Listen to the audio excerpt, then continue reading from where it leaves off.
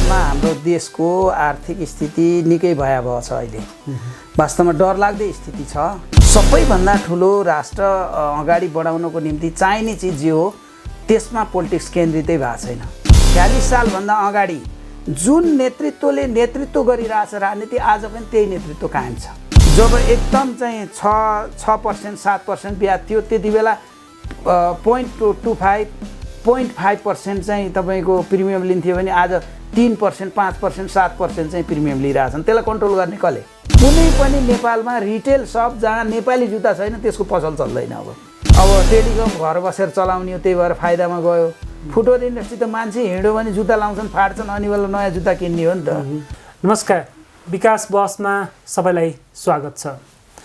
आजको विकास बसको यस श्रृङ्खलामा हामीले नेपालको राजनीति र अर्थव्यवस्था राम्ररी बुझिरहनु भएको र अभ्यास पनि गरिरहनु भएको एकजना व्यक्तित्व हुनुहुन्छ भीमलाल पौड्याल। उहाँ नेकपा एमालेको केन्द्रीय लेखा आयोगको सदस्य पनि हुनुहुन्छ र नेपाल चेम्बर अफ कमर्सको उद्योग समितिको सभापति पनि हुनुहुन्छ। राजनीतिक सँगसँगै उहाँको व्यावसायिक यात्रा निरन्तर अगाडि बढिरहेको छ। खास गरी उहाँले चाहिँ फुटवेयर इन्डस्ट्रीमा लगानी गर्नुभएको छ, हाइड्रो पावरमा इन्भेस्टमेन्ट गर्नुभएको छ। त्यस्तै चाहिँ उहाँको चाहिँ शिक्षा क्षेत्रमा पनि उहाँको लगानी छ। त्यस्तै उहाँले चाहिँ औषधिको क्षेत्रमा पनि लगानी गर्नुभएको छ। यसरी चाहिँ उद्योग पनि साथसाथै उहाँ व्यापारमा पनि इन्भल्भ हुनुहुन्छ। यो देशको व्यावसायिक वातावरणको बारेमा पनि उहाँ राम्रो जानकार हुनुहुन्छ, भोक्ता हुनुहुन्छ। सबै कुरा चाहिँ उहाँले भोगिरहनु भएको छ। यहाँको च्यालेन्जेसहरू पनि उहाँले भोगिरहनु भएको छ। सँगसँगै पोलिटिकल अभ्यास, पोलिटिकल पार्टीहरूको आचरण, उनीहरूले लिने नीति र त्यसको अर्थव्यवस्थामा पारेको प्रभावको बारेमा पनि उहाँ चाहिँ जानकार हुनुहुन्छ। आज चाहिँ हामी मूलतः अर्थ राजनीति विषयमा उहाँसँग कुराकानी गर्दैछौँ। स्वागत छ यहाँलाई। धन्यवाद। सुरुवात चाहिँ गरौँ। देशको अर्थतन्त्र अलिकति असाधारण अवस्थामा छ हो। खास गरी विदेशी मुद्रा सञ्चितको चाहिँ एकदमै दबावमा छ अर्थतन्त्र हो। त्यस्तै चाहिँ वैदेशिक व्यापार घाटा चाहिँ एकदमै बढ्दै गएको छ र कुन दिन हामी चाहिँ हाम्रा बेसिक आधारभूत आवश्यकताहरू वस्तु तथा सेवा खरिद गर्न पनि हामीसँग विदेशी मुद्रा हुँदैन कि भन्ने चिन्ता चाहिँ जताततै यत्रत्यत्र फैलिरहेको छ। तर यति कठिन अवस्थामा पनि अर्थतन्त्रलाई कसरी रिफर्म गर्ने, कसरी चाहिँ अहिले जुन ट्र्याकमा हिँडिरहेछ त्यसलाई युटर्न गरेर लैजाने भन्ने मामिलामा चाहिँ राजनीतिक कर्मीहरू, राजनीतिक नेतृत्व चाहिँ सक्रिय भएन अथवा राजनीतिक नेतृत्वले पहल लिएन भन्ने अभिव्यक्तिहरू हामी धेरै सुनिरहेछौँ। तपाईलाई कस्तो फिल भइरहेछ? वास्तवमा हाम्रो देशको आर्थिक स्थिति निकै भयावह छ अहिले। किनभने अब सबैभन्दा ठुलो कुरो व्यापार घाटा निकै अगाडि धेरै अब डिफ्रेन्स हुँदै गइरहेछ। त्यो समाधान हुने दिशातिर कुनै त्यस्तो खालको पहल कदमी पनि देखिँदैन। सबैभन्दा चोरो कुरा त यहाँले अघि नै भन्नुभयो, पोलिटिसियनहरू यो विषयमा सिरियसनेसै छैनन्। सबैभन्दा ठुलो राष्ट्र अगाडि बढाउनको निम्ति चाहिने चिज जे हो त्यसमा पोलिटिक्स केन्द्रितै भएको छैन। त्यो बहसै भएको छैन। पोलिटिसियनहरूको त्यतातिर ध्यान केन्द्रितै छैन। जुन कुराहरू यो घटनाहरू अहिले भइरहेका घटनाहरूले पनि यहाँले प्रष्ट देख्नुहुन्छ। जुन मान्छेले जसले पोलिसी ल्यायो त्यसका कारणले अर्थतन्त्र तल तल गइरहेको बेलामा फेरि उही मान्छे रिफर्म हुने। अब यी सबै घटनाहरू परिघटनाहरू यहाँहरू सबै विज्ञ हुनुहुन्छ। अब म धेरै कुराहरू चाहिँ नभनौँ। त्यसले गर्दाखेरि पनि यो सबैभन्दा डरलाग्दो विषयवस्तु भनेको त्यही हो। जबसम्म पोलिटिक्स सही दिशामा जाँदैन, पोलिटिक्सको लक्ष्य के हो त्यो चाहिँ निर्धारण गरिँदैन, तबसम्म यो स्थिति यस्तै रहन्छ। त्यसले गर्दाखेरि स्थिति चाहिँ अलि डरलाग्दो स्थिति छ। अब भर्खर चाहिँ कोभिडबाट अलिकति रिलिफ हुने स्थितिमा चाहिँ वास्तवमा त्यसलाई कसरी ड्राइभ गर्ने, कसरी त्यो चाहिँ हिजोको चाहिँ कोभिडको बेलाको जुन खालको घाटा छ त्यसलाई कसरी पूर्ति गर्ने भन्ने पोलिसी त छँदै छैन। त्यसले झन् त्यसलाई चाहिँ अझ एउटा खालको चाहिँ अझै निरुत्साही गर्ने खालको पोलिसी भइसकेपछि जब प्राइभेट सेक्टर निरुत्साही हुन्छ, प्राइभेट सेक्टरले लगानी गर्ने वातावरण पाउँदैन, तबसम्म त स्थिति त अलि भयावह नै हुने अलिकति पोलिटिक्समै फेरि पनि हजुर, जोडिएर जाउँ। हजुर 2007 सालको परिवर्तनको बेलामा राजनीतिक नेतृत्वको प्राथमिकता एउटा थियो होला। 46 सालको परिवर्तनको ताका राजनीतिक नेतृत्वको प्राथमिकता एउटा थियो होला। 62-63 एउटा प्राथमिकता थियो होला, अथवा नयाँ संविधान जारी नगर्दासम्म पनि एउटा राजनीतिक मानवाधिकारका मुद्दाहरू, स्वतन्त्रताका मुद्दाहरू स्वाभाविक रूपमा अगाडि थिए होला। अब पनि किन चाहिँ राजनीतिक नेतृत्वले आर्थिक मुद्दालाई प्रधानता दिन सकेन? अब मलाई के लाग्छ भने यहाँले अघि नै भन्नुभयो, वास्तवमा म आफू पनि 2032-33 सालदेखि पोलिटिक्समा इन्भल्भ छु, जुन विद्यार्थी कालदेखि नै। हिजोको हाम्रो एउटा खालको उ थियो, यो व्यवस्था परिवर्तन नगरेसम्म केही हुँदैन भन्ने हिसाबले हिजो हामी 46 सालसम्म जुन आन्दोलन गऱ्यौँ, 46 सालमा एउटा खालको परिवर्तन गऱ्यौँ र केही न केही परिवर्तन त्यति बेला भयो। कमसेकम एकाधिकारवादी राज्य सत्तालाई कमसेकम संविधानको दायराभित्र ल्याउने एउटा काम गऱ्यौँ हैन। त्यस पछाडि पक्कै पनि केही न केही खुकुलो भयो। 47 सालको संविधान जारी भएर जुन व्यवस्था आयो, जुन एउटा बहुदलीय प्रतिस्पर्धा गर्ने व्यवस्था, संवैधानिक राजतन्त्र, त्यो भित्र त्यस पछाडि नेपालमा वास्तवमा केही न केही आर्थिक लगानीका बाटाहरू खुले हैन। हिजोको दिनसम्म त वास्तव भन्ने हो भने हामी निश्चित राष्ट्र बाहेक अर्को राष्ट्रमा जान पनि पाउँदैन थियौँ। तपाईँ हामीलाई याद छ त्यति बेला त्योभन्दा अगाडि बनेका पासपोर्टहरूमा पुरै यो देश बाहेक भनेर चाहिँ भिसा लगाइन्थ्यो, के अरे पासपोर्टै चाहिँ जारी गरिन्थ्यो। त्यो खालको स्थिति थियो। त्यसले गर्दा हामी बाहिर गएर कहाँ संसारमा के भइरहेछ भन्ने खालको पनि देख्न पाइँदैन। तर फेरि 52 सालदेखि जुन खालको जनयुद्धका नाममा जुन खालको तन्त्र मच्चाइयो, त्यसले गर्दाखेरि फेरि लगानीको वातावरण एकदमै चाहिँ खुम्चिएर आयो। त्यति बेला जुन डेभलपमेन्ट अगाडि बढाएको थियो, ती धेरै संरचनाहरू भत्काइए, धेरै ध्वस्त पारिए। त्यसले गर्दाखेरि फेरि एउटा भयावहको स्थिति आयो। त्यस पछाडि यो 62-63 को आन्दोलनपछि जुन हामीले परिकल्पना गरेको गणतन्त्रात्मक नेपाल भएपछि धेरै कुराहरूको व्यवस्थित हुन्छ भन्ने जुन परिकल्पना गरेका थियौँ, त्यो अनुसारको व्यवस्था पनि परिवर्तन भयो। त्यस पछाडि हामी त्यो फेरि 12 वर्षसम्म चाहिँ त्यसलाई व्यवस्थित गर्नको लागि, संविधान बनाउनको लागि नै फेरि एक किसिमको चाहिँ रसाकसी भयो। त्यो बिचमा जब संविधान आइसके पछाडि त अब चाहिँ वास्तवमा नि राजनीतिक पार्टीहरूको एजेन्डै चेन्ज हुनुपर्ने हो। जति परिवर्तन चाहिने हो त्यो सबै व्यवस्था जति परिवर्तन गरियो, अब त व्यवस्थापन गर्ने कुरा हो, अब भनेको म्यानेजमेन्ट गर्ने कुरा हो। मैले मेरो अनुभवमा के लाग्छ भने जब 46 सालभन्दा अगाडि जुन नेतृत्वले नेतृत्व गरिरहेछ राजनीति, आज पनि त्यही नेतृत्व कायम छ। 46 सालको आन्दोलनको सर्वोच्च कमान्डर को हुनुहुन्थ्यो? गणेशमान सिंह हुनुहुन्थ्यो।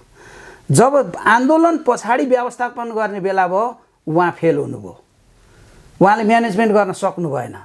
अहिले पनि मलाई के लाग्छ भने हाम्रो अहिले जति नेतृत्व छ, जति आज नेतृत्व गर्ने नेताहरू हुनुहुन्छ, उहाँहरू क्रान्ति गर्न सिपालु हुनुहुन्थ्यो, उहाँहरू भत्काउन सिपालु हुनुहुन्थ्यो। अब म्यानेजमेन्ट गर्न, आर्थिक उन्नति गर्न अब नयाँ नेतृत्वको आवश्यकता पर्छ। नयाँ नेतृत्वको आवश्यकता पर्छ भनेर तपाईँले भन्दै गर्दा अहिले हालसालै चाहिँ एउटा सामाजिक सञ्जालहरूमा एउटा चाहिँ स्वतन्त्र रूपमा आवाजहरू उठिरहेको छ, जस्तो प्रधानमन्त्री शेरबहादुर देउवा अथवा चाहिँ नेकपा एमालेको अध्यक्ष केपी ओली अथवा प्रचण्ड अथवा माधव कुमार नेपाल लगायतका नेताहरू चाहिँ नेक्स्ट इलेक्सनमा उहाँलाई हराउनुपर्छ भन्ने क्याम्पेन सुरु भएको देखिन्छ। यसमा तपाईँको प्रतिक्रिया चाहिँ के? अनि यसमा यस्तो छ, हुन त अब म एउटा नेकपा एमालेको केन्द्रीय लेखाएको सदस्य भएको नाताले यहाँले भन्नु होला, तर समकालीन नेताहरूमा केपी ओलीले जुन नेतृत्व गर्नुभयो, उहाँले कमसेकम एउटा विकासका खाकाहरू त अगाडि सार्नु भएको थियो नि। उहाँले केही न केही चाहिँ सपनाहरू त देखाउनु भएको थियो नि, केही न केही गर्न त खोज्नु भएको थियो त। तर त्यो खालको त अहिले शेरबहादुर देउवाले नेतृत्व गरिसकेपछि त्यही हिजो केपी ओलीले सारेका कुराहरूलाई भत्काउने बाहेक नयाँ कुराहरू त केही पनि ल्याउनु भएको छैन। त्यो चाहिँ तपाईँको अलिकति राजनीतिक आग्रहबाट अभिप्रेरित विचार भयो कि? यस्तो छ, तैपनि तुलनात्मक रूपमा मैले अघि नै भने उहाँहरू इभन केपी ओली सहित उहाँहरू चाहिँ हिजो क्रान्ति गरेर आउनुभएको, उहाँहरूले क्रान्ति गर्न सिपालु हुनुहुन्थ्यो। त्यो हिसाबले आज म्यानेजमेन्टको पाटोमा इन्क्लुडिङ उहाँ पनि त्यति जति हुनुपर्ने त्यति सक्सेस हुनु भएन होला। राजनीतिक नेतृत्वले हजुर अर्थप्रधान इस्युलाई चाहिँ जति प्राथमिकता दिनुपर्ने थियो त्यो दिएन भन्ने कुरा त तपाईँको रियलाइजेसन एकदम रियल हुनु पर्थ्यो कसरी जानु पर्थ्यो कसरी, अब तपाईँको विचार? होइन, यस्तो छ, यो चाहिँ के छ भने अब हामी कमसे कम मिनिमम एजेन्डामा चाहिँ राष्ट्र नै एकीकृत हुनु पर्थ्यो, सबै पार्टीको एउटै एजेन्डा हुनु पर्थ्यो। आज त कस्तो छ भने एउटा पार्टीले एउटा चाहिँ नीति लागू गर्छ, फेरि 6 महिनामा चेन्ज भयो भने टोटल्ली त्यसलाई चेन्ज गर्ने देखिहाल्यौँ। लास्ट इयर अर्थमन्त्री एउटा नयाँ आउने बित्तिकै दोस्रोमा चाहिँ पुरै चेन्ज भयो होइन। यो खालको स्थिति भन्दा पनि कमसेकम हामी व्यापक रूपले एउटा चाहिँ विज्ञहरू राखेर छलफल गरेर होइन, सबै पोलिटिकल पार्टीहरू एक ठाउँ आएर कमसेकम यो यो यो यो यो गर्दा यो सेक्टरमा हाम्रो प्राथमिकता हुनु। जस्तो मैले उदाहरणको लागि हेर्नुहोस्, संसारमा मान्छेहरूले के भन्ने गर्छन् भने सरकारले चाहिँ धेरै लोन लिएर जनताको टाउकोमा धेरै लोन चाहिँ के अरे थोपारिदियो भन्छन्। यो त संसारमा लोन नलिकन त हेर्नुहोस् कुनै राष्ट्र पनि बनेको छैन। आज चाइना कत्रो डेभलप गर्यो, अमेरिकाको पनि आज विश्व ब्याङ्कको लोन छँदैछ, सबैको छ। तर कमसेकम हामी लोन लिँदाखेरि पनि लगानी गर्दा पनि प्राथमिकता चाहिँ क्लियर गर्नु पर्यो कि कुन चिज पहिल्यै गर्दाखेरि ठिक हुन्छ। मैले अब लामो समयदेखि म चाइना पनि अब जानी व्यवसायी भएको हुनाले मैले तिनीहरूको यसो हेरेको छु। अब यहाँहरूले पनि त्यो अध्ययन गर्नु होला। उनीहरूले हरेक 5 वर्षमा एउटा सेक्टरमा एउटा 5 वर्ष टोटल्ली उनीहरू रोडमा मात्रै केन्द्रित भए, अर्को 5 वर्ष उनीहरू टोटल्ली यो चाहिँ तपाईँको रेल यातायातमा केन्द्रित भए, अनि त्यसपछि एउटा 5 वर्ष टोटल एयरपोर्टहरूमा केन्द्रित भए। यसरी तपाईँको पहिलो प्राथमिकता चाहिँ त्यसलाई दिएर गरियो भने पक्कै पनि हुन्थ्यो। तर हामी कहाँ के भयो भने बजेट कनिका चाहिँ छर्ने, तर रिजल्ट आउने गरी कुनै क्षेत्रमा चाहिँ लागू भएन कि वास्तवमा। त्यो एउटा समस्या हो। अर्को कुरो, कमसेकम मिनिमम विकासका एजेन्डाहरूमा, मिनिमम इकोनोमिक डेभलपका एजेन्डाहरूमा राजनीतिक पार्टीहरूको एकरूपता छँदै छैन। ठिक छ, त्यो तपाईँको घोषणापत्र चुनावमा त आउँछ, तर लागू गर्ने कुरामा ठ्याक्कै अपोजिट छ कि एउटा पार्टीले एउटा कार्यक्रम लिएर आयो, एउटा सरकारले एउटा कार्यक्रम ल्यायो, अर्को सरकार इभन एउटै पार्टीको पनि एउटा अर्थमन्त्रीले एउटा ल्याउँछ, त्यो अर्थमन्त्री चेन्ज भयो भने अर्कोले फेरि त्यसलाई चाहिँ फेरि मोडिफाई गर्छ। यो खालको स्थिति भएसम्म कहिल्यै यो देशको विकास हुँदैन। कमसेकम हामीले अब 10 वर्ष 20 वर्ष 30 वर्ष या 40-50 वर्षसम्मको एउटा खाका तयार गर्नु पर्यो कि प्राथमिकता के चिजमा लगानी गर्ने, कमसेकम के चिजमा लगानी गर्दा आउटपुट आउँछ, हो कि होइन। आज हामीले तपाईँको चाहिँ तपाईँ हेर्नुहोस् त, यसो प्लेनमा बसेर माथि हेर्नुहोस्, सबै देशका चाहिँ घर बारी सारा चिज बाटो खनेर डोजरले सिद्ध्याएको छ। जताततै पहिरो गएको रातै देख्नुहुन्छ। त्यो के हो? राज्यको सम्पत्ति होइन। मान्छेलाई हिजोको दिनमा कस्तो थियो भने तपाईँले एउटा गाउँमा 5 लाख रुपियाँ पठायो भने त्यहाँ 50 लाखको काम हुन्थ्यो, मान्छेमा एउटा उत्साह थियो। अब त कस्तो छ भने तपाईँको एउटा सामान्य आफ्नो घरको चाहिँ त्यो उसको चाहिँ एउटा सामान्य केही चिज एउटा ठुलो ढुङ्गा आयो भने पनि त्यो राज्य गएर किरण लिएर गएर फालिदिनु पर्ने यो खालको चाहिँ परिस्थितिको भयो कि। अब कोभिड पछि पनि नेपालको व्यवसायहरू निकै समस्यामा थिए स्वाभाविक रूपमा। संसारमा कोभिड त संसारमै थियो। संसारका अरू देशहरूले उद्यमीहरूलाई, उद्योगी व्यवसायीहरूलाई जुन किसिमको आर्थिक राहतको प्याकेज दिए त्यो नेपालको उद्यमी व्यवसायीहरूले अनुभूति गर्न सकेनन् होइन। त्यसपछि लगत्तै पनि जुन किसिमको चाहिँ इकोनोमिक क्राइसिसहरू देखिएको छ, जुन किसिमबाट ब्याङ्कको ब्याज दरहरू बढिरहेको छ, जुन किसिमबाट सरकारले विभिन्न वस्तुहरूको आयातमा प्रतिबन्ध लगाएको छ, त्यसले धेरै व्यवसायीहरूको आफ्ना नियमित गतिविधिहरू ठप्प भइरहेको छ। तपाईँ चेम्बर अफ कमर्सको कार्यसमिति सदस्य पनि हुनुहुन्छ। यो सिचुएसनमा कसरी व्यवसायीहरू आफूलाई अगाडि बढाउँदैछन्? अब यस्तो छ, तपाईँको हामी त्यो क्षेत्रमा लगानी त गरिसकेका छौँ। लगानी मात्रै होइन, ब्याङ्कको लोन ठुलो हाम्रो चाहिँ टाउको माथि छ। अब त्यसलाई पार लगाउने त हाम्रो कर्तव्य नै हो, नलगाई सुखै छैन। त्यसले गर्दाखेरि अब त्यसलाई त अहिले त जबरजस्ती चाहिँ तपाईँको आफ्ना उद्योग व्यवसायहरू चलाउनु पर्ने स्थिति छ। त मलाई लाग्छ यो 2 वर्ष यो कोभिड पछाडिको स्थितिमा म पनि अघि नै यहाँले भनिसक्नु 8-10 वटा सेक्टरमा मेरो पनि लगानी छ, इन्भल्भ छु होइन, बोर्डमा छु। सबै कम्पनीको ब्यालेन्स सिट माइनस छ। हेर्नुहोस् स्थिति यस्तो छ। अब यतातिर अझ ब्याङ्क ब्याजहरू बढिरहेछ। एउटा कुरो चाहिँ म सरसर्ती तपाईँलाई अर्को रिमाइन्ड गर्छु, यही इकोनोमी हो, यही सोसाइटी हो होइन। हजुर, यहीँका अरू सेक्टरका कम्पनीहरूको ब्यालेन्स सिट प्रोफिटमा छ। हजुर। जस्तो एनसिएलको ब्यालेन्स सिट प्रोफिटमा छ, नेपाल टेलिकमको ब्यालेन्स सिट प्रोफिटमा छ, पक्कै छ त्यो पक्कै छ पक्कै छ। तपाईँको हिमालयन डिस्टिलरीको ब्यालेन्स सिट प्रोफिटमा छ, इन्डस्ट्री नै हो होइन। तपाईँको ट्रेडिङ कम्पनी साल ट्रेडिङको अथवा विशाल बजार कम्पनीको ब्यालेन्स सिट प्रोफिटमा छ हजुर होइन। अथवा ब्याङ्क इन्सुरेन्सको त सबै आलोचनाको केन्द्रबिन्दु छन्, उनीहरूको ब्यालेन्स सिट प्रोफिटमा छ। बोटलर्स नेपालको ब्यालेन्स सिट प्रोफिटमा छ, युनिलिभरको ब्यालेन्स सिट प्रोफिटमा छ, सूर्य नेपालको ब्यालेन्स सिट प्रोफिटमा छ।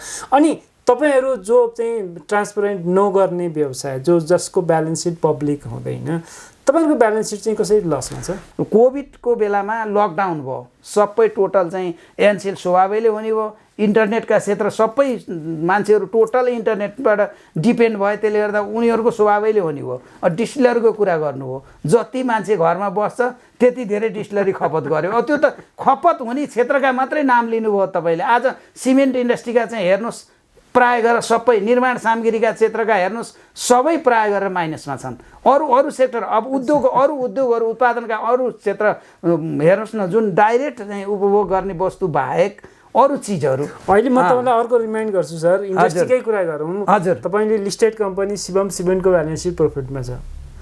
नेपालमा 57वटा कम्पनी छन्, एउटा दुईटा सिमेन्ट, दुईटा तिनटा, तपाईँले म्याक्सिमम कम्पनी हेर्नुहोस् न। अहिले म तपाईँलाई अनुरोध गर्छु सर, हजुर, आजको दिनमा 12वटा कम्पनीले धितोपत्र बोर्डमा चाहिँ एप्लिकेसन गरेका छन् कि हामी बुक बिल्डिङ विधिबाट चाहिँ प्रिमियम मूल्यमा सेयर इस्यु गर्छौँ। किनभने लगातार 3 वर्ष प्रोफिट नभएका कम्पनीले त त्यो प्रिमियम सेयरमा मूल्यमा सेयर इस्यु गर्न पाउँदैन भन्दाखेरि सरसर्ती हेर्दा यही क्राइसिसको त्यस्तो होइन। यी 12-13 वर्ष अगाडि खुलेका कम्पनी हुन्, सधैँ प्रफिट आइरहेको थियो, उनीहरूको सञ्चित प्रफिटलाई राखेका थिए, त्यसले गर्दा 2-3 वर्षसम्म माइनस हुँदैमा उनीहरूको नोक्सान के अरे पुरै ब्यालेन्स सिट माइनस जाने कुरा होइन। अब त्यो त धेरै पुराना कम्पनी जुन तपाईँले अहिले बुक बिलिङको उसबाट जान भनिरहनु भएको छ, ती चाहिँ धेरै अगाडि 12-15 वर्ष अगाडिदेखि खुलेका कम्पनीहरू हुन्। ती अहिले भर्खर यो कोभिडको बेला 3-4 वर्ष अगाडि खुलेका कम्पनीहरू होइनन्। मैले रिसेन्टली जुन साना व्यवसायको कुरा गरिरहेको छु, साना व्यवसायहरू जसले भर्खर सर्भाइभ हुँदै थिए, यिनीहरूलाई त गाह्रो छ नि त स्थिति। जसलाई गाह्रो साह्रो परिरहेको छ उनीहरूलाई कहाँबाट कसरी सपोर्ट हुनु पर्थ्यो? उनीहरूलाई यो क्राइसिसबाट बाहिर निकाल्नको लागि कस्तो किसिमको इन्भाइरोमेन्ट, कस्तो किसिमको पोलिसी, कस्तो किसिमको आर्थिक प्याकेज जरुरी थियो? होइन, सबैभन्दा ठुलो कुरो त हामीले सुरुमै पनि भन्यौँ, मौद्रिक नीतिमा 1 वर्ष अलिअलि चाहिँ तपाईँको चाहिँ सम्बोधन पनि भएको थियो। कमसेकम ब्याजमा चाहिँ रिबेट हुनु पर्यो, सहुलियत ब्याजमा।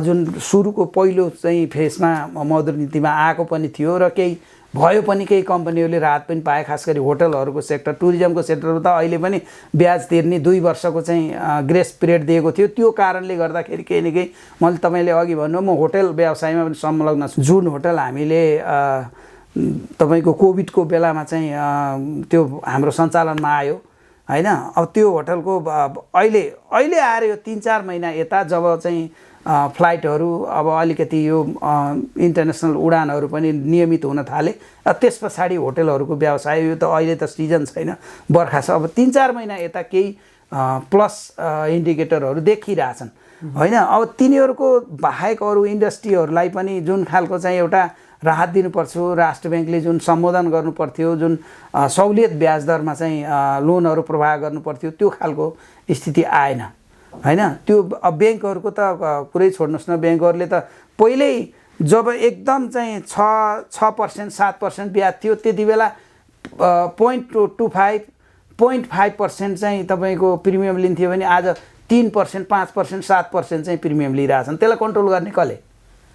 जुन बेलामा ब्याज बढेको छ, आज 11 रुपियाँ, उसको बेस रेट हिजो 5 रुपियाँ हुँदाखेरि 5.5 रुपियाँमा दिने होइन, 5% चाहिँ उसको बेस रेट थियो भने 5.5%मा दिने, आज उसको बेस रेट 9 रुपियाँ पुग्यो भने अनि व्यवसायलाई चाहिँ 15% 14% लिने। कर्जा प्रवाह गर्दाखेरि जुन समझदारी छ हो, बेस रेटमा यति प्रिमियम लगाउने भन्ने जुन समझदारी छ, त्यो समझदारीबाट तिमीहरू मुभ हुन पाउँदैनौ, त्यो समझदारीलाई चलाउन पाउँदैनौ भनेर राष्ट्र ब्याङ्कले पछिल्लो समय सर्कुलर जारी गरे। त्यसको इम्प्याक्ट तपाईँहरूले रियलाइज गर्नुभएको छैन? मेरो चाहिँ मानौँ बेस रेट 7% हुँदाखेरि मैले सम्झौता गरेको थिएँ, प्रिमियम 1% थियो भने 8%, अहिले कम्पनी ब्याङ्कको बेस रेट 9% भयो, मेरो ब्याज दर 10% हुन्छ। त्यो किसिमको तपाईँले त्यो राष्ट्र ब्याङ्कले रेगुलेटरले दिएको सर्कुलरलाई फलो गरेर ब्याङ्कसँग किन कुरा गर्नुहुन्न? पोलिसी त आयो तर खोइ त मोनिटरिङ गरेको। आज कुन चाहिँ तपाईँले गएर राम्रोसँग अध्ययन गर्नुहोस्, कुन चाहिँ ब्याङ्कले 3% 4% भन्दा तल प्रिमियममा चाहिँ साना व्यवसायहरूलाई लगानी गरेको छ।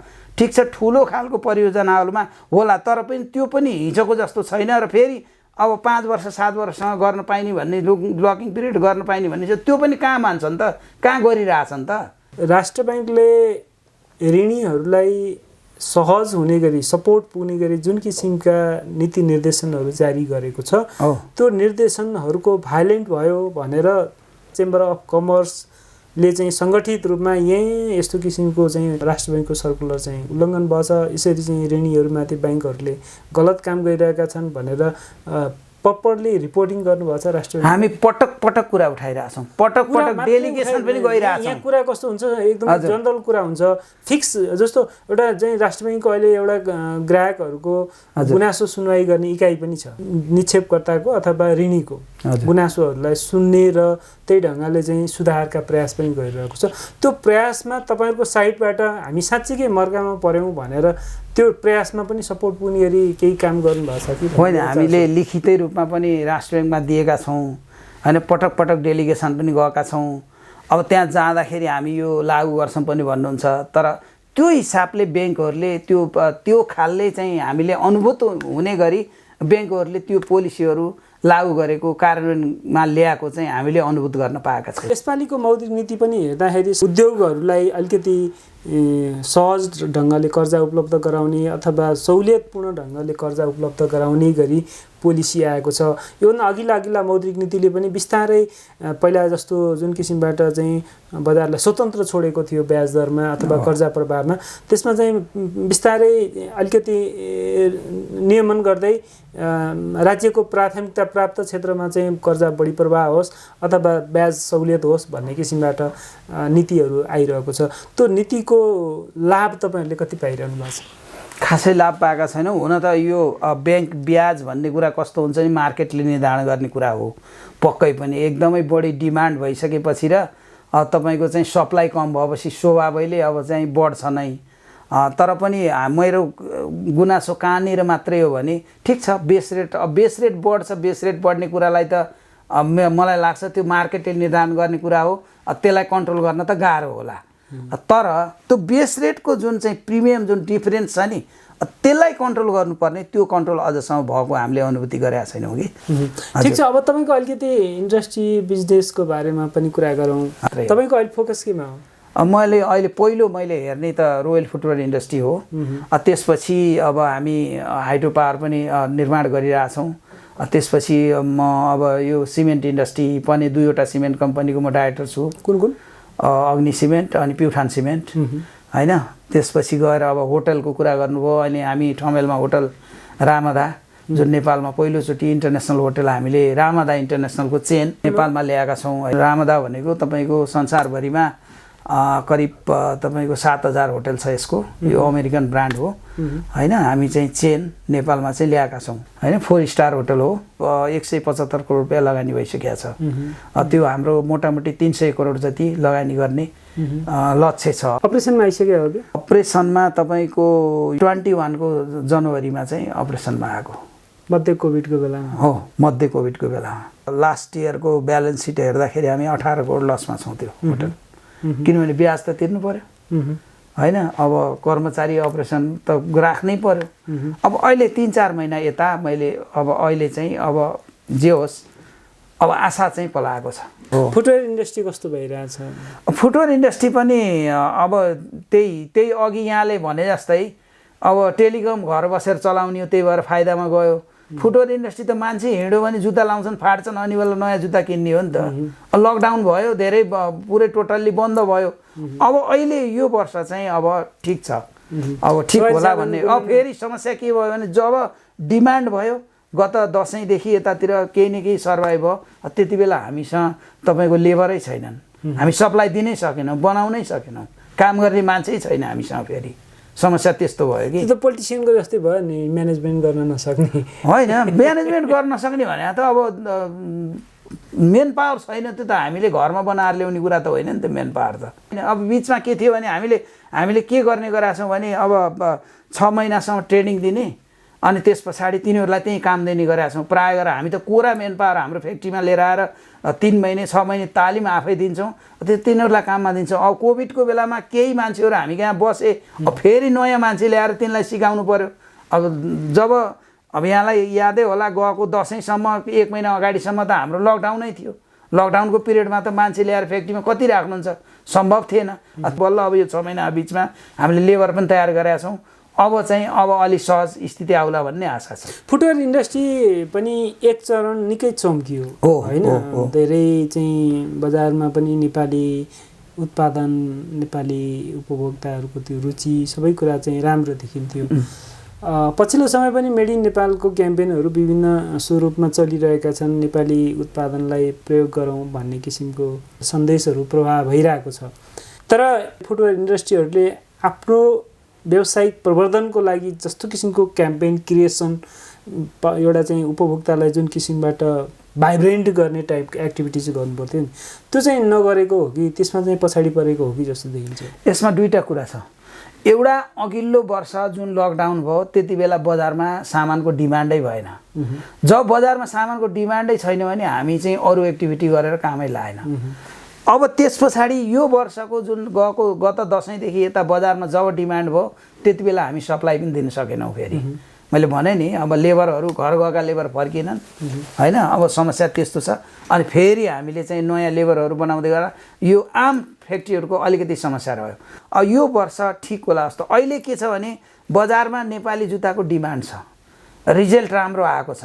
किनभने हामीले अब मान्छेले बुझिसके जुन हिजो जसरी बाहिरको जुत्ताहरू बढी लाउने प्रचलन थियो, यो बिचमा हामी धेरै मेहनत गऱ्यौँ। प्रत्येक नेपालीका खुट्टा चाहिँ नेपाली जुत्ता पुर्याउँ। जसले नेपाली जुत्ता लगाएको छ रिपिट नेपाली जुत्ता नै किन्छ। कस्ट र क्वालिटी कम्पेरिजन गर्नु छ, नेपाली जुत्ता चाहिँ राम्रो छ, सस्तो छ, बलियो छ। त्यो हिसाबले गर्दा आजको दिनमा डिमान्ड त एकदम नेपाली जुत्ताको छ। म यति भनिदिन्छु, कुनै पनि नेपालमा रिटेल सप जहाँ नेपाली जुत्ता छैन त्यसको पसल चल्दैन। अब त्यो हिसाबले गर्दाखेरि नेपाली जुत्ताको क्रेज घटेको छैन, बढेको छ। र थुप्रै हिजो इम्पोर्ट गर्ने मान्छेहरू आज जम्मैले कसैले चाहे अप्पर सोलै ल्याएर बनाउन सुरु नगरोस्, जे होस् न मसिन राखेर बस्न बाध्य भइसकेका छन्। अब इम्पोर्टरको सङ्ख्या धेरै घटिसकेको छ। तपाईँको मार्केटको डिमान्डभन्दा अब सप्लाई बढी भइसकेको छ। अब त्यही लास्ट इयर चाहिँ लेबर नपाएका कारणले, जस्तो मैले दिनको मेरो फ्याक्ट्रीको चाहिँ क्यापेसिटी भनेको दिनको 1500 जुत्ता बनाउने क्यापेसिटी छ, तर मैले दिनका 400-500 भन्दा बढी बनाउनु मसँग मान्छे भएन, म सकिनँ। अनि 1500 नै बनाएको भए त सायद मैले बेच्न सक्थेँ कि नै, तर दिनको 1000 त मेरो डिमान्ड थियो नि त मैले 50% डिमान्डको पनि पुरा गर्न सकिनँ। त्यस्तै आम रूपमा यो मेरो एउटा इन्डस्ट्रीको मात्रै कुरा होइन। अब मैले रोयल सुजको कुरा गरिरहेको छु। रोयल सुजको हिसाबमा चाहिँ तपाईँको गत वर्ष जति कस्टमरले मागे त्यति हामी सामान दिनै सकेनौँ। त्योभन्दा अघिल्लो वर्ष हामीले केही, अब एक त लकडाउन थियो, केही लेबरहरू जस्तो मेरो मोटामोटी 35% मान्छेहरू मैले कहिल्यै पनि बन्द गरिनँ। र स्यालेरी स्टाफहरू हामीले एकजनालाई पनि तलब चाहे 4 महिना घर बस्छन् सबैलाई हामी कुनै सुविधाबाट वञ्चित गरेनौँ। त्यसले गर्दाखेरि पनि हाम्रो ब्यालेन्स सिट घाटा हुनुको कारण एउटा त्यो पनि हो। सेल जति हुन्थ्यो त्यसको चाहिँ हाम्रो लगभग त्यो वर्ष मलाई लाग्छ त्यही 25-30% भन्दा बढी हाम्रो चाहिँ ट्रान्जेक्सनै भएन, तर हाम्रो खर्च त भयो नि। टोटल बजारमा नेपाली जुत्ता उसको चप्पलको हिस्सा चाहिँ कति बढ्यो त? अब त मलाई लाग्छ 70% भन्दा बढी नेपाली जुत्ता होला। 30% भन्दा बढी अहिले इम्पोर्टको छ जस्तो मलाई लाग्दैन। यो अहिले यो कोभिड पछाडि त एक त चाइना मार्केट बन्द छ, जसको एक्सेस छ। अब मेन त हामी कहाँ बढी इम्पोर्ट हुने चाइनाबाटै हो। समस्या के मात्रै छ भने इलिगल इन्डियाबाट धेरै आएको छ। अहिले बोर्डरहरूबाट इन्डियाबाट एकदम बढी आएको छ। चाइनाबाट त अब त्यो सम्भव छैन इलिगल आउनलाई। अब अहिले बोर्डरहरूबाट चाहिँ बिना भन्सार, अब किनभने अहिले फेरि 81 चाहिँ अब यो इम्पोर्ट गर्ने जुन भन्सार हो हत्तै बढ्यो। बढिसकेपछि चाहिँ तपाईँको चाहिँ अब त्यो चोरी निकासी बढी भइरहेछ कि। चोरी पैठारी जुन बन्द गरिन्छ भने नेपाली जुत्ता 80% भन्दा बढी नेपाली जुत्तै खपत हुन्छ। आज एउटा जुत्ताको मलाई लाग्छ साँच्चै जेन्युन भन्सारतिर ल्याउने हो भने 400-500 भन्दा तल भन्सार कुनै जुत्ताको छैन। अहिले जानु हो भने इन्डियन जुत्ता त्यहाँ 600-700 पाउनुहुन्छ। त्यो भन्सारबाट आएर त सम्भवै छैन। त्यसले गर्दा यो बोर्डरमा जुन खास गरी इन्डिया र नेपाल बिचको बोर्डरमा चोरी पैठारी जति भएको छ, त्यसलाई चाहिँ कन्ट्रोल गर्न जरुरी छ कि चोरी पैठारी कन्ट्रोल सरकारले मात्र गर्न सक्छ कि व्यावसायिक एकता पनि जरुरी छ होइन व्यावसायिक एकता व्यावसायिक एउटा नैतिकता स्वच्छ व्यवसायको अभ्यास त्यसले पनि त धेरै प्रभाव पार्न सक्छ त्यो कुरा तपाईँले राइट भन्नुभयो मैले त्यो हरेक प्रोफेसनमा छ अब म काठमाडौँको एउटा इन्डस्ट्रीवाला हुँ अब म बोर्डरमा गएर चाहिँ यहाँ नले भनेर म घारो तेर्स्याएर बस्न सक्छु र सम्भव छ र भन्नुहोस् त त्यो त कन्ट्रोल त गर्नु पर्यो नि त्यो काम त गभर्मेन्टले गर्ने हो ठिक छ व्यवसायले त हामीले आह्वान गर्ने हो नगर यसो भन्ने हो त्यति मात्रै नै हो कि होइन भन्नुहोस् त यो त हरेक सेक्टरको समस्या त यही हो नि अब सबै सेक्टरमा राम्रा मान्छे पनि छन् नराम्रा मान्छे पनि छन् इथिकल काम गर्ने पनि छन् अनइथिकल काम गर्ने पनि छन् अनइथिकललाई कन्ट्रोल गर्नकै लागि भनेर त होला त यो पुलिस प्रशासन न्यायालय सबै बनाउने कुरा त हो कि होइन भन्नुहोस् त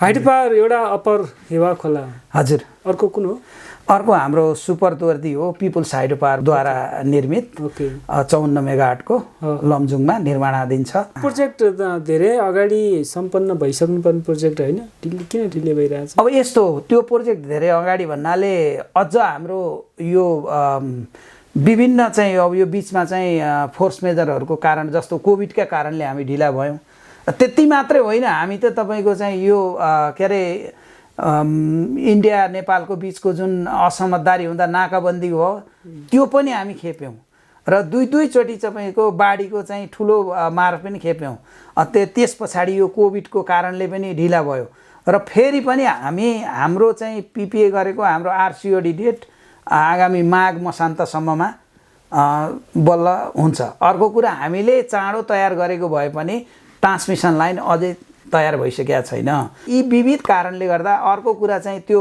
हाम्रो प्रोजेक्ट कस्तो छ भने करिब एक्सेस यताउता गर्दाखेरि 10 किलोमिटर टनेल छ र फेरि टोटल्ली पावर हाउससम्म पनि सबै टनेलबाट टनेलै छ टनेलभित्रै छ त्यसपछि टोटल्ली नेपाली प्रविधिबाट बाहिरको केही छैन त्यहाँ त्यसले गर्दाखेरि अब यति ठुलो प्रोजेक्ट हुन त अब हामी पछाडि त अरू पनि आए तर प्राइभेट सेक्टरले गरेको सबैभन्दा ठुलो 54 मेगावाटको सबैभन्दा ठुलो प्रोजेक्ट हामीले सुरुवात गरेका हौँ हेर्नुहोस् त्यसले गर्दा नेपाली कन्ट्र्याक्टरहरूले नै काम गरिरहनु भएको छ यी विविध कारणले गर्दाखेरि अलिकति करिब 2 वर्ष जति हाम्रो ढिला हुन गएको छ तर पनि फेरि पनि त्यो जस्टिफाई हुने गरी ढिला भएको छ कि तपाईँले अब विभिन्न क्षेत्रमा लगानी गर्नुभएको छ चाहे चाहिँ फुटवेयर इन्डस्ट्रीमा होस् चाहे हाइड्रो पावरमा होस् चाहे फार्मास्युटिकल्समा होस् सबभन्दा राम्रो प्रतिफल दिने इन्डस्ट्री चाहिँ कुन हो अब यस्तो छ हेर्नुहोस् म यो लगभग विगत 10, 12, 15 वर्षदेखि लगानी गरिरहेको छु अब हाइड्रो पावरमा भन्नुहुन्छ भने लगानी गरेर अहिलेसम्म प्रतिफल खानै पाएको छैन सिमेन्ट इन्डस्ट्रीमा कुरा गर्नुहुन्छ भने केही अगाडिसम्म ठिकै थियो एउटा सिमेन्ट इन्डस्ट्रीमा चाहिँ राम्रै ठिकै थियो प्रतिफल अब यस पछाडि चाहिँ एकदमै कम्पिटिसन छ अहिले यो 3-4 वर्ष यता हामीले गरेका इन्डस्ट्रीहरू फाइदामा छैनन् सिमेन्ट इन्डस्ट्रीकै कुरा गर्नुहुन्छ भने पनि हामी कहाँ बढी भइसक्यो जति मार्केटमा डिमान्ड छ त्यो भन्दा सप्लाई बढी गर्न थाले निर्यात सुरु त खै अब के हुन्छ अब सुरुवात सरकारले 8% चाहिँ अनुदान दिन्छु भन्यो त्यो त एकदमै मलाई लाग्छ प्राइभेट सेक्टरले एकदमै तारिफ गर्नुपर्ने अब यस्तो छ के त्यो ठिक छ तपाईँले भन्नुभयो राम्रै हो तर के छ भने इन्डियासित हामीले गर्ने भनेको अहिले इन्डिया हो इन्डियासित हामीले कम्पिटिसन गर्न गाह्रो के छ भने उनीहरूका इन्धनको सस्तो छ हामीभन्दा इन्डस्ट्रीलाई चाहिँ विशेष सस्तो चाहिँ छ अर्को कुरो अब धेरै हाम्रो चाहिँ कोइलाको खपत हुन्छ कोइला उनीहरू कहाँभन्दा डबलभन्दा बढी पर्न जान्छ हामीलाई हेर्नुहोस्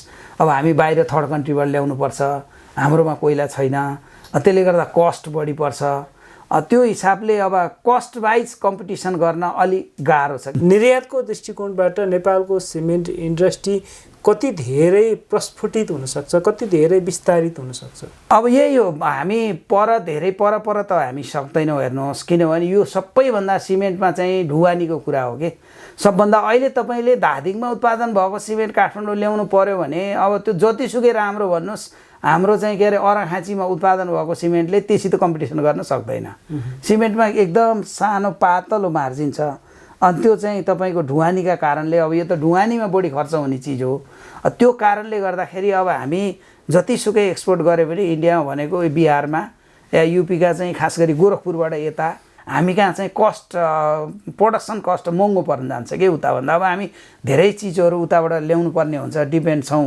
त्यो हिसाबले गर्दाखेरि कम्पिटिसन गर्न अलि समस्या छ। तर फेरि पनि अब यो त्यही बोर्डर एरियामै हामी सप्लाई गर्न सक्यौँ भने पनि राम्रै हुन्छ। त्यो हामीलाई यो महत्त्वपूर्ण विचारहरू समय दिनुभयो त्यसको लागि धन्यवाद।